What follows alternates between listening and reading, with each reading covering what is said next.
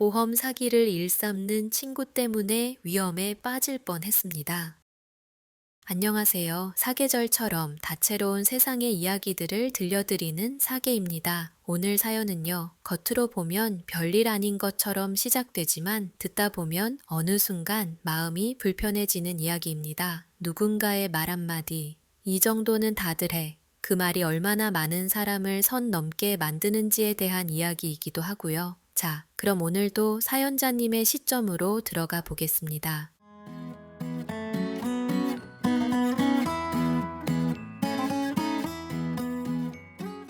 안녕하세요. 저는 30 초반의 여자입니다. 결혼했고, 아이는 아직 하나고, 누가 보면 그냥 평범한 엄마, 평범한 직장인입니다. 하루는 정말 단순하게 흘러갑니다. 아침에 아이 깨우고, 밥 먹이고, 유치원 가방 챙겨 보내고 나면 집은 조용해지지만 마음은 더 바빠집니다. 남편도 저도 출근 준비를 해야 해서 더 정신이 없어지거든요. 그렇게 출근을 하고 돌아오면 어느덧 늦은 저녁이 되고 집에 돌아와 정신없이 아이 챙기고 집안일 하고 나면 하루가 다 끝나 있어요. 그럼 기절하듯이 쓰러졌다 다시 또 똑같은 하루의 반복이고요. 이렇게 열심히 사는데 보상이라도 제대로 주어지면 보람이라도 있지요. 둘 다 맞벌이를 하고는 있지만 어쩌면 그렇게 하루하루가 빠듯한지 모르겠어요. 청소기를 돌리다가도 문득 다음 달 카드값이 떠오르고 아이 옷이 작아진 걸 보며 이건 새로 사야 하나, 물려받을 수 있나 계산하게 됩니다. 그렇게 하루하루를 살다 보니 자연스럽게 돈에 대해 생각하지 않는 날은 거의 없었습니다. 크게 부자가 되고 싶은 건 아니었지만 적어도 불안하지 않게 살고 싶다는 마음은 늘 있었습니다. 남들처럼 로또로 인생 한 방을 노리는 성격은 또 못 돼서 그저 어떻게 하면 아끼고 절약해서 노후 좀 편안하게 보내볼 수 있나 늘 골머리를 앓는 정도지요. 그런 제 삶에 자연스럽게 끼어든 사람이 있었습니다. 아이 어린이집에서 알게 된 친구였습니다. 엄마들 나이는 비슷했고 아이도 또래였고 처음엔 정말 사소한 이야기부터 나눴습니다. 어디 병원이 덜 기다린다더라, 어느 약이 잘 듣더라, 아이 보험은 다들 이 정도는 들더라, 같은 거요. 그 친구는 유독 이런 이야기에 밝았습니다. 처음엔 그냥 정보가 많은 사람이라고 생각했어요. 저 같은 경우는 워낙에 둔감한 성격이기도 했고, 특히나 그 당시엔 회사 일이 워낙 바쁠 때라 정보에 좀 뒤처지기도 했었고요. 실제로 아이 키우다 보면 그런 사람이 고맙기도 하니까요. 어느 날은 여유가 좀 생겨 같이 커피를 마시다가 그 친구가 자기 얘기를 조금 더 풀어놨습니다. 마음 편한 상대니까 이런 말도 하는 거라면서 마치 비밀 이야기 털어놓듯이요. 무슨 일일까 싶어 저도 모르게 귀가 쫑긋해지더라고요. 들어보니 예전에 사고가 한 번 크게 났었는데 보험금 덕분에 무사히 잘 버틸 수 있었다는 이야기였습니다. 그 말을 듣고 나서 첫 감상은 큰일 날 뻔했네, 고생했겠다 정도였습니다. 그런데 이야기의 흐름이 점차 달라지더군요. 처음엔 운 좋게 받았다던 보험금이 나중엔 이건 받을 수밖에 없는 구조였다로 바뀌었고 그 다음엔 모르면 손해다 라는 말까지 덧붙여졌습니다. 저는 그때도 크게 신경 쓰지 않았습니다. 그냥 그 친구가 말을 좀 세게 하는 타입이구나 싶었거든요. 문제는 그 다음부터였습니다. 제가 아이가 감기에 자주 걸린다는 얘기를 했을 때 그 친구는 병원 이름을 몇 개 추천해 줬습니다.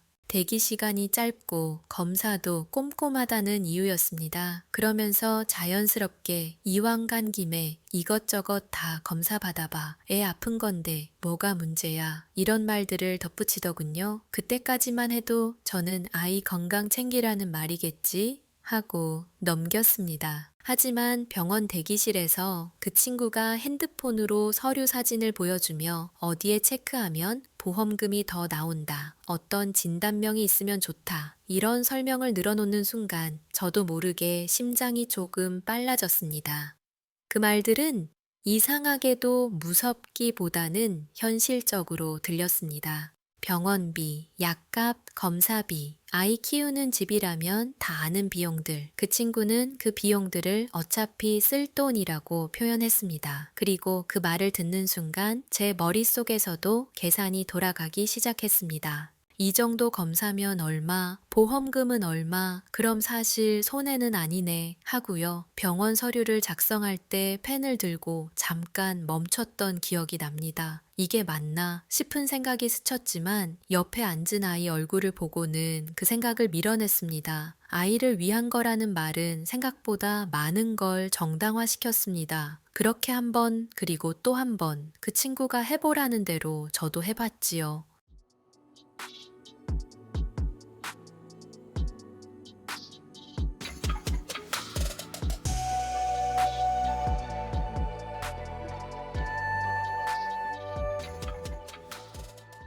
보험금은 실제로 들어왔습니다. 통장에 숫자가 찍히는 걸 보며 안도감이 먼저 들었습니다. 그 친구가 알려준 방법이 사기 같은 건 아니구나 싶어서요. 나쁜 행동이었다면 보험사가 이렇게 순순히 금액을 지불할 리 없었으니까요. 그때 저는 제가 어디까지 와 있는지 정확히 보지 못했습니다. 그러자 그 친구는 점점 더 대담해졌습니다. 이제는 병원 얘기뿐 아니라 서류 처리 요령, 조정받는 방법 등등 아예 계획적으로 판을 크게 키우는 법까지 이야기했습니다. 그런 이야기를 들을수록 마음 한켠이 불편해졌지만 이미 한 발은 들어가 있었고 그 불편함을 외면하는 게 더 쉬웠습니다. 결정적인 순간은 그 친구가 웃으면서 이런 말을 했을 때였습니다. 이건 거의 반쯤 합법이야 라고요. 그 말을 듣는 순간 제가 하고 있던 모든 행동에 이름이 붙는 느낌이 들었습니다. 반쯤 합법이면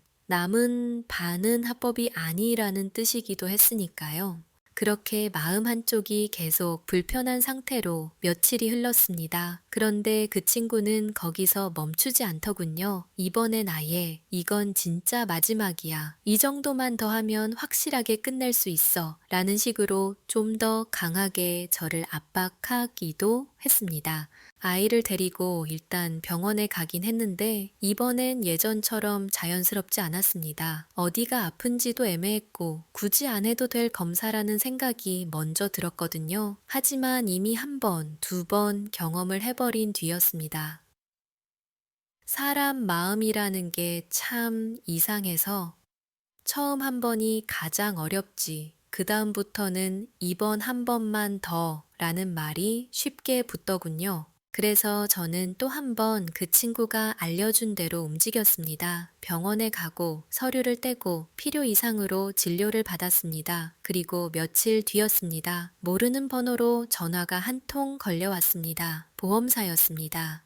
그냥 간단한 확인 전화였습니다. 진단 내용이 맞는지, 실제로 병원을 방문한 게 맞는지, 그 정도의 질문이었어요. 지금 생각해보면 정말 아무 일도 아닌 전화였습니다. 그런데 그 순간 제 가슴이 쿵 내려앉았습니다. 손에 들고 있던 휴대폰이 미끄러질 것 같았고 머릿속이 하얘졌습니다. 말을 하긴 했는데 제가 무슨 대답을 했는지 또 잘 기억이 나지 않습니다. 전화를 끊고 나서 한참을 가만히 앉아 있었습니다. 심장이 너무 빨리 뛰어서 아이한테 들릴까봐 숨까지 죽였을 정도였습니다. 그때 처음으로 명확하게 깨달았습니다. 아, 이건 내가 감당할 수 있는 일이 아니구나, 라고요.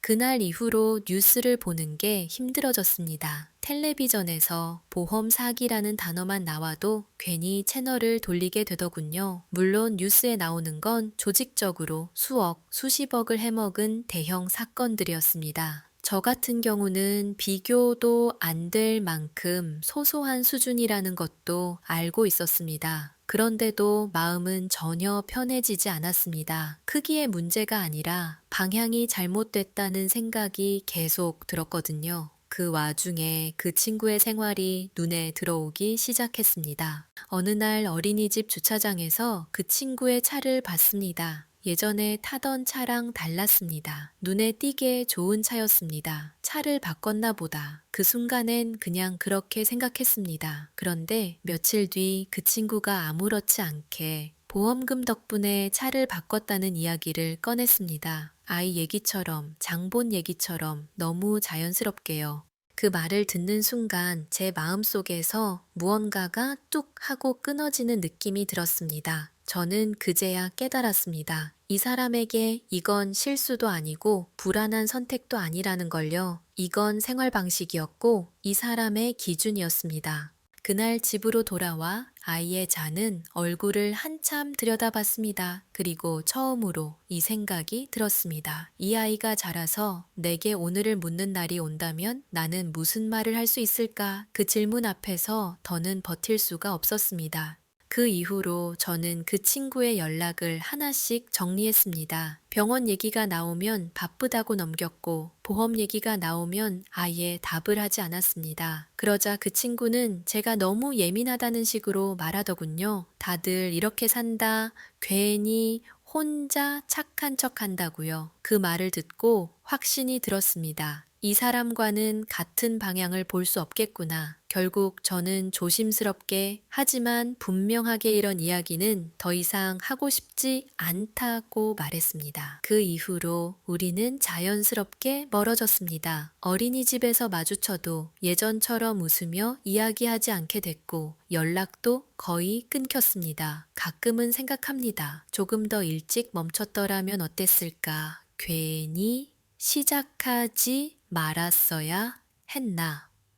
하지만 동시에 그때라도 멈춰서 다행이라는 생각도 듭니다. 돈은 없으면 불안하지만 잘못된 방식으로 들어오기 시작하면 사람을 조용히 망가뜨린다는 걸 이번 일을 통해 알게 됐습니다. 그리고 친구라는 이름으로 선을 넘는 행동을 당연하게 만드는 관계는 결국 나를 지켜주지 않는다는 것도요. 그런데 이야기는 거기서 완전히 끝나지는 않았습니다. 얼마 지나지 않아 어린이집에서 다른 엄마 이야기가 들려오기 시작했습니다. 병원을 자주 다닌다더라. 보험금을 꽤 많이 받았다더라. 누가 봐도 예전에 그 친구와 똑같은 동선을 밟고 있다는 이야기들이었습니다. 어느 날은 우연히 병원 근처에서 그 친구와 다른 엄마가 함께 있는 모습을 보기도 했습니다. 둘이 나란히 서서 서류를 들여다보고 무언가를 상의하는 듯한 장면이었습니다. 그 모습을 보는 순간 마음이 서늘해졌습니다.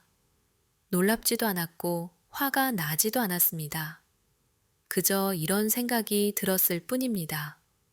아, 사람은 참 쉽게 변하지 않는구나. 그때서야 제가 그 관계에서 빠져나온 게 얼마나 다행인지 실감이 났습니다. 조금만 더 머뭇거렸다면 저 역시 그 장면 속에 있었을지도 모른다는 생각이 들었거든요. 사람은 늘 자기가 선택한 길이 옳았는지 뒤늦게서야 확인하게 되는 것 같습니다. 저는 그날 멀리서 그 모습을 보며 조용히 확신했습니다. 멀어지길 정말 잘했다. 그 선택은 틀리지 않았다. 지금도 저는 여전히 빠듯하게 살고 있습니다. 아이 옷은 여전히 물려받을지 고민하고 카드값 날짜를 계산하며 한숨도 쉽니다. 크게 달라진 건 없습니다. 하지만 마음만큼은 예전보다 훨씬 편안해졌습니다. 불안해서 선택한 돈보다 불편하더라도 지켜낸 기준이 결국 저를 덜 흔들리게 만든다는 걸 알게 됐으니까요. 돈은 사람을 도와주기도 하지만 사람을 시험하기도 합니다. 그 시험 앞에서 저는 아주 완벽한 선택을 한 건 아닐지 몰라도 적어도 제가 감당할 수 있는 방향을 택했습니다. 그리고 이제는 압니다. 다들 한다는 말이 항상 옳은 건 아니라는 걸요. 그 말 뒤에는 선을 넘는 책임이 숨어 있을 수도 있다는 것도요. 익명으로라도 이 이야기를 꺼내고 나니 마음이 한결 가벼워졌습니다. 이 이야기가 누군가에게는 잠깐 멈춰서 생각해 볼 수 있는 계기가 되었으면 좋겠습니다.